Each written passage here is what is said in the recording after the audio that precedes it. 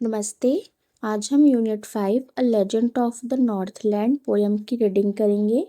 This poem narrates the legend of an old lady who angered Saint Peter because of her greed. यह कविता एक बूढ़ी औरत की कहानी बताती है जिसने अपने लालच के कारण सेंट पीटर को नाराज कर दिया था। Away away in the Northland where the hours of the day are few and the nights are so long in winter that they cannot sleep them through। बहुत दूर उत्तरी देश में जहाँ दिन के घंटे बहुत कम होते हैं और सर्दियों में रातें इतनी लंबी होती है कि लोग उन्हें सोकर बिता नहीं पाते। आप ये हाइलाइटेड वर्ड देख सकते हैं, ये राइमिंग वर्ड है। ये ABCB राइम है। इसमें 4 लाइन्स होती हैं और सेकंड और फोर्थ वाली लाइन के लास्ट वर्ड एक दूसरे से राइम करते हैं। ओके।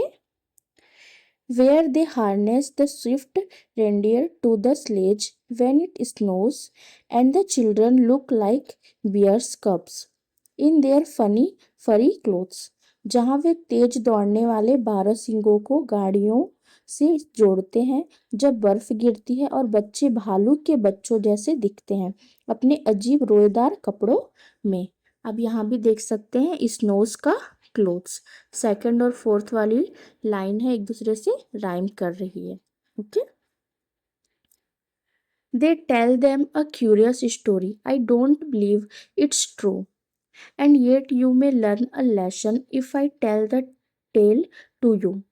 वे उन्हें एक अनोखी कहानी सुनाते हैं, मुझे यकीन नहीं कि यह सच है और फिर भी आप इससे एक सीख ले सकते हैं अगर मैं आपको यह कहानी सुनाऊं। Once, when the good Saint Peter lived in the world below and walked about it, preaching just as he did, you know। एक बार जब भले सेंट पीटर इस धरती पर रहते थे और घूम घूम कर उपदेश देते थे, ठीक वैसे ही जैसा कि आप जानते हैं। He came to the door of a cottage in traveling round the earth where a little woman was making cakes and baking them on the hearth। वे घूमते घूमते एक झोपड़ी के दरवाजे पर पहुंचे, पूरी धरती की यात्रा करते हुए, जहां एक छोटी कदकाठी की औरत केक बना रही थी और उन्हें चूल्हे पर सेक रही थी। And being faint with fasting, for the day was almost done, he asked her from her store of cakes to give him a single one।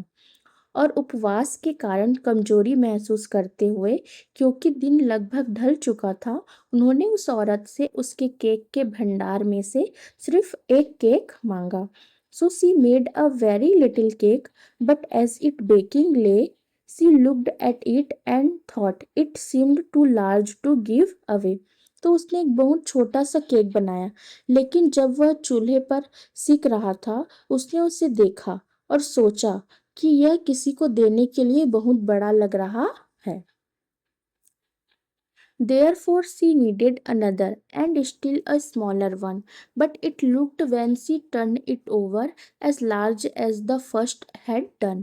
इसलिए उसने आटा गूंथकर एक और केक बनाया जो पहले से भी छोटा था, लेकिन जब उसने उसे पलटा तो वह भी पहले वाले जितना ही बड़ा लग रहा था। Then she took a teeny scrap of dough and rolled it flat and baked it thin as a wafer, but she couldn't part with that। फिर उसने आटे का एक बहुत छोटा सा टुकड़ा लिया और उसे बेल बेल कर बिल्कुल चपटा कर दिया और उसे एक पतली पापड़ी जैसा सेका, लेकिन वह उसे भी किसी को दे ना सकी। For she said, my cakes that seem too small when I eat of them myself are yet too large to give away, so she put them on the shelf। क्योंकि उसने कहा, मेरे केक जो मुझे खुद खाते समय बहुत छोटे लगते हैं, वे किसी को देने के लिए बहुत बड़े हैं, इसलिए उसने उन सभी केकों को ताक पर रख दिया। Then good Saint Peter grew angry, for he was hungry and faint, and surely such a woman was enough to provoke a saint। तब भले सेंट पीटर को गुस्सा आ गया, क्योंकि वे भूखे और कमजोर थे, और सचमुच ऐसी औरत का व्यवहार किसी संत को भी गुस्सा दिलाने के लिए काफी था। And he said, "You are far too selfish to dwell in a human form, to have both food and shelter and fire to keep you warm." और उसने कहा, तुम बहुत ज्यादा मतलबी हो। इंसानी रूप में रहने के लिए तुम्हारे पास खाना और रहने की जगह दोनों है, और आग भी है जो तुम्हें गर्म रखती है। Now you shall build as the birds do, and shall get your scanty food by boring and boring and boring all day in the hard dry wood. अब तुम्हें चिड़ियों की तरह घोंसला बनाना होगा और अपना थोड़ा सा खाना पूरे दिन कड़ी और सूखी लकड़ी में छेद कर करके ढूंढना होगा।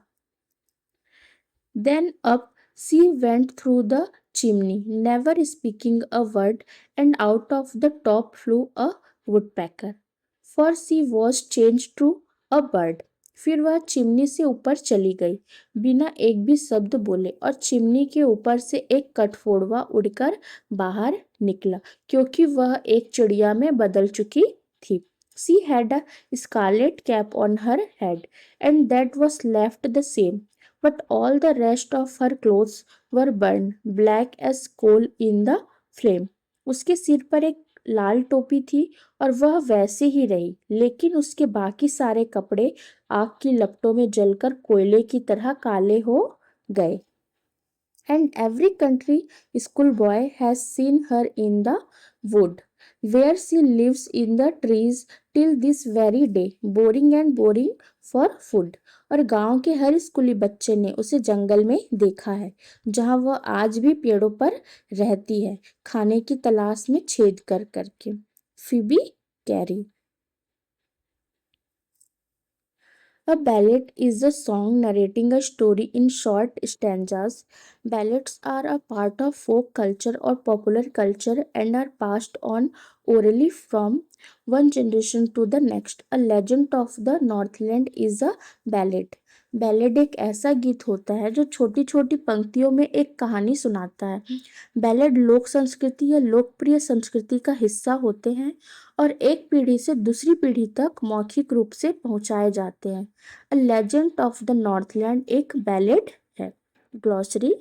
लेजेंड, ओल्ड ट्रेडिशनल स्टोरी, कोई पुरानी पारंपरिक कहानी। Saint Peter, an apostle of Christ, ईसा मसीह के एक शिष्य। प्रोवोक, मेक एंग्री यानी गुस्सा दिलाना।